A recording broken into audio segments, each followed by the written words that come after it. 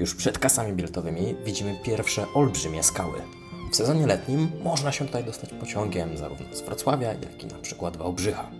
Od razu po przejściu przez kasy biletowe widzimy kolejne skały. Zaraz za nimi jest przepiękne turkusowe jeziorko.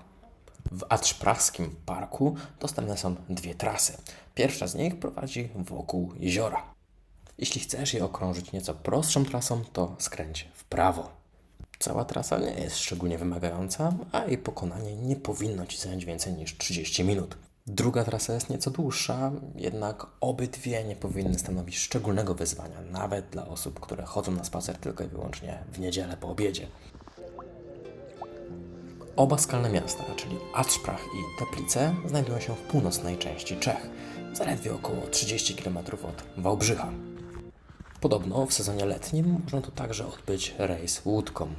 Jednak będąc tu nawet teoretycznie poza sezonem, czyli na początku marca, na szlakach można spotkać mnóstwo turystów z różnych krajów, głównie Polski i Czech.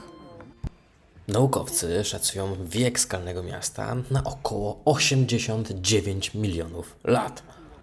Na wygląd skał, który znamy dziś, miało wpływ jeszcze wiele innych czynników.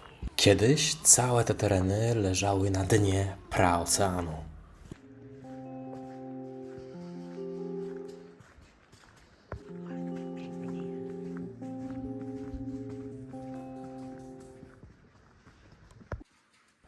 Wydaje mi się, że tam dalej prowadzi szlak. Jednak w momencie mojej wizyty był on zamknięty.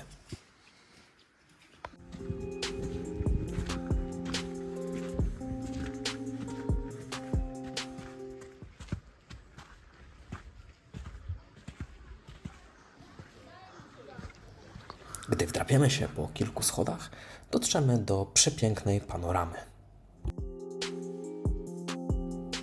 Kolejny przystanek to Starosta i Starostowa. Faktycznie, ciekawie to wygląda.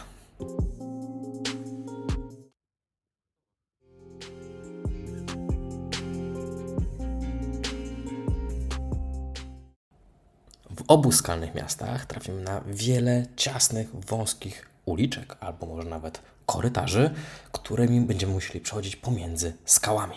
Jeśli ktoś ma klaustrofobię, to w niektórych miejscach może być naprawdę strasznie.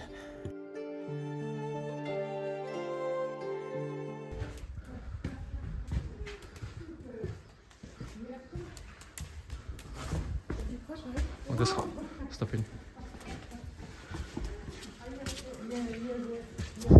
Ale fajnie. Przeznacz plecak.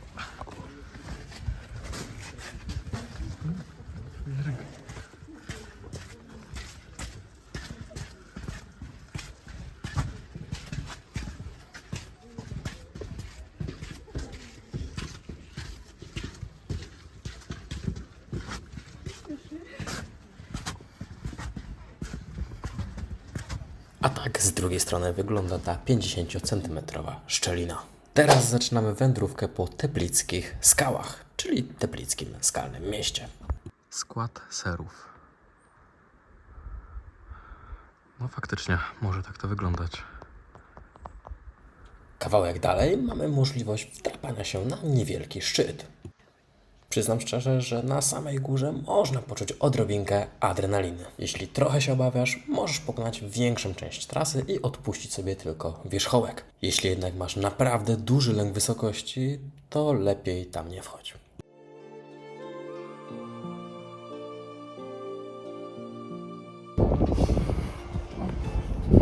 Cały spacer po szlaku uważam, że jest doskonałą formą aktywnego relaksu. Jest tu cisza, spokój. Czasami słychać tylko szum wiatru, delikatny strumień w oddali albo śpiew ptaków.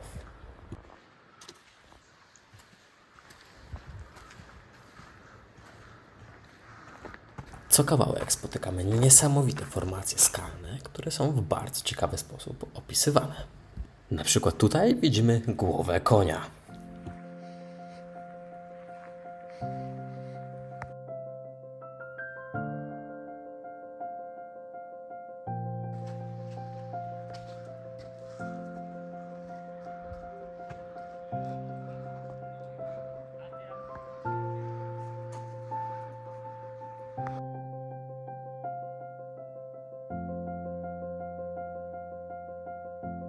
Drugi park zrobił na mnie znacznie lepsze wrażenie. Jest tu o wiele mniej ludzi, no bo też trzeba więcej się wspinać po schodach, ale znacznie bardziej naturalnie moim zdaniem to wygląda. Nie jest aż tak bardzo przygotowane pod turystów, dzieci z wózkami i tak dalej.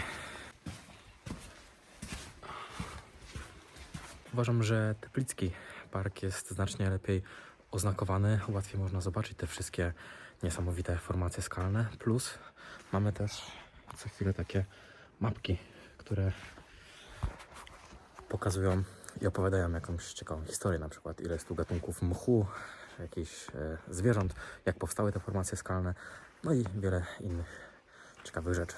Co prawda w pierwszym parku w ramach biletów dostajemy także mapkę, ale bardzo ciężko się z nią połapać i nie ma praktycznie żadnych oznaczeń, gdzie są te punkty, które są zaznaczone na mapie, więc łatwo jest przejść tą trasę. Nie da się w zasadzie zabłądzić, ale odnaleźć te najlepsze miejsca jest moim zdaniem trudno. Wszystko mamy mega ładnie tutaj opisane. Skały, proszę bardzo. I to jest piłka. I zaraz koło piłki mamy głowę psa. Świetnie to wygląda.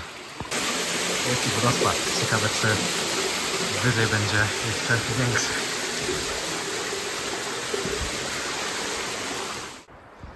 Tu jeszcze mamy głowę Indianina. Wow, faktycznie fajnie to wygląda. Skalna korona.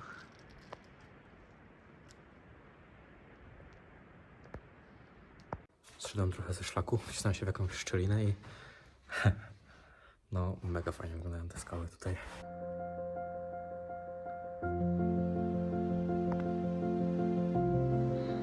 Oficjalna wersja powstania parku mówi nam o tym, że powstał on na skutek różnych działań natury. Istnieje jednak jeszcze nieoficjalna wersja, a właściwie legenda. Głosi ona, że to bogowie zesłali klątwę na mieszkańców miasta, którzy wpuścili za jego mury różnych złych ludzi. Nawet trochę śniegu udało się znaleźć, załapać. Jest już po 17, więc wracam ze szlaku. W sumie robi się dość ciemno. W moim odczuciu Teplicki park jest znacznie lepszy, ciekawszy. Formacje skalne są bardziej rozmaite. Tutaj można właśnie spotkać tego słynnego Indianina, słynnego psa i wiele innych ciekawych rzeczy. Dodatkową zaletą tego parku jest to, że jest tu mniejszy ruch. Na ten sam bilet można wejść zarówno do jednego, jak i do drugiego parku. Wystarczy go po prostu pokazać przy wejściu. No i jeszcze w Teplickim parku parking jest za darmo. Co może być szczególnie ważnym atutem dla poznaniaków. Niemniej jednak uważam, że warto odwiedzić oba parki, no bo jednak w tym pierwszym jest przepiękne, turkusowe, szmaragdowe jezioro.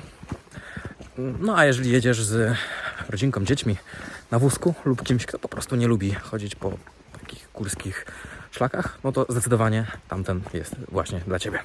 Dzięki za obejrzenie tego wideo do końca, a koniecznie obserwuj profil, aby nie przegapić kolejnych relacji z podróży.